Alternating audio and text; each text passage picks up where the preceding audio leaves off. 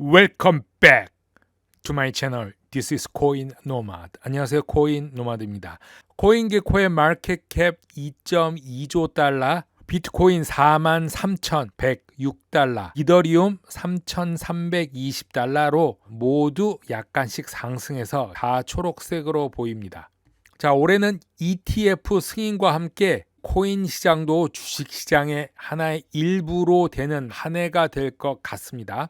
S&P 500 지수를 확인해서 비트코인 시장, 코인 시장이 주식 시장과 상승과 하락을 같이 하는 분위기로 갈 수 있다. 지속적으로 고점에서는 눌러주고 있고 저점은 지지를 받고 있습니다. 갑자기 하락을 하더라도 다시 반등하고 하락 후 반등, 하락과 상승을 눌러주고 받쳐주고 조정해 주는 것 같다. 전체적으로 이렇게 작은 형태로 더블 바럼이 나오고 있죠. 그래서 여기도 더블 바럼 나오고 있고 전체적으로도 지지를 계속 해주고 있다. 이거를 참고로 보면은 비트코인도 향후 비슷하게 전망이 될 것 같습니다. 지지선을 4만 불에서부터 4만 1,000에서 계속 지지를 받고, 이 베어 트랩이라고 하는 것은 상승을 속이는 꼬리 형태로 나오고 있죠. 채널이 위로 향하고 다시 하락을 하더라도 반등을 하는 모습을 보여주는데, 향후 38,000 하락을 찍고 지속적으로 상승해서 52,000불까지 가지는 않을까 이렇게 보고 있습니다. 더 올라간다면 58,000불까지 바라보는 것으로, 좀 더 욕심을 낸다면 58,000에서 다시 하락 후 6만 불을 뚫고 전 고점을 뚫는 다시 한번 이런 형태로 갔으면 하는 그런 바람이 있습니다. 1 밀리언 팔로우를 가지고 있는 알트코인 데일리의 오스틴 아놀드는 비트코인, 이더리움 이외에 5가지 주목하라고 합니다.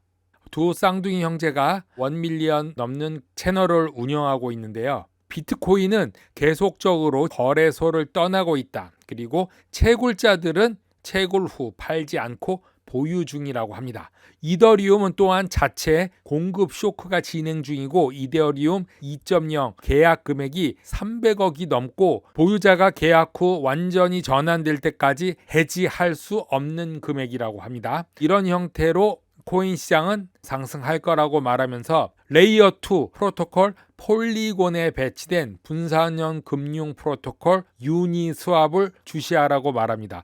레이어 2에서 수수료 없이 거래할 수 있는 NFT용 스케일 솔루션인 IMX 임플리테이블 X라는 코인도 주시하라고 말합니다. 의류 기업 갭이죠. 테조스 플랫폼 기반으로 한 NFT 수집품을 곧 출시한다고 하고, 오픈소스 퍼블릭 블록체인 헬리움 네트워크 HNT는 벤처 캐피탈의 지원을 받고 있는 프로젝트라고 강조합니다. 그리고 기업 확장형 블록체인 플랫폼인 엘론드는 웹3 결제 업체 유트러스트 UTK를 인수한 후 다시 결제 형태로의 엘론드로 통합한다고 말하고, DYDX는 호스트 노트는 연내 완전한 탈중앙화를 목표로 하겠다고 말해서 총 7가지 코인, 이더리움과 비트코인을 제외하고 5가지를 추가적으로 주목하라 라고 말하고 있습니다.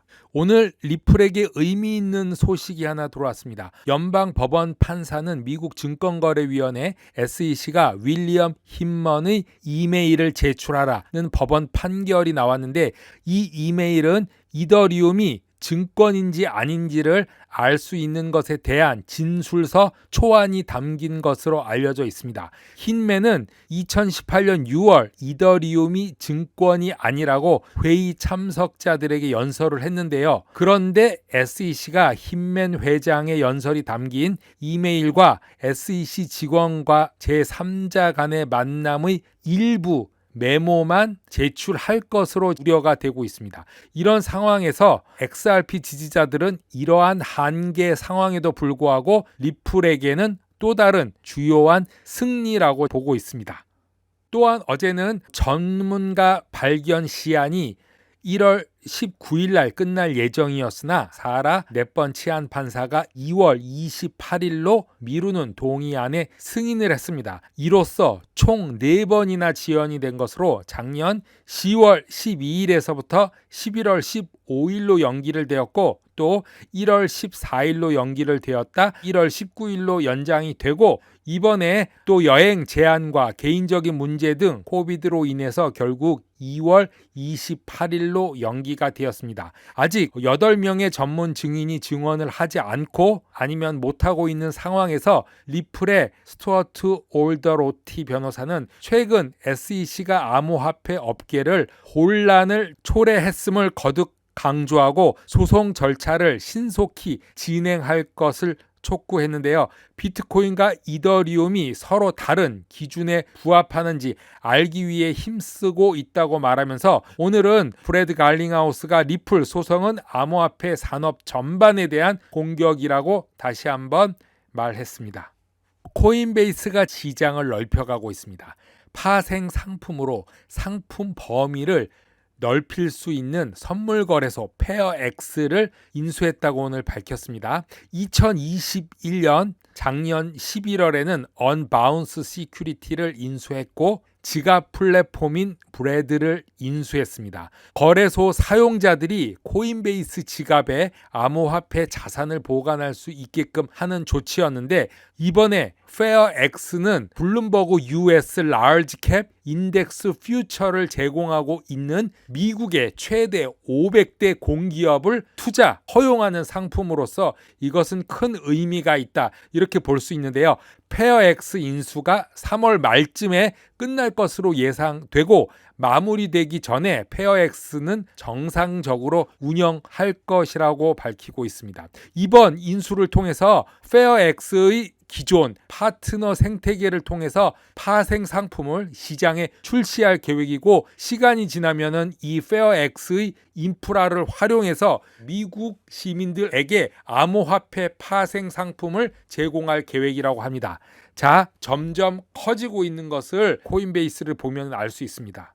최근 비트코인과 채굴 코인들의 채굴의 환경 비용이 치솟는 것이 2024년까지 이탈리아와 사우디아라비아의 합친 만큼의 에너지를 소비할 수 있다는 추정치가 나왔는데요. 미국 하원 에너지 및 상업 감독 및 조사위원회는 암호화폐 청문회를 열 예정이라고 합니다.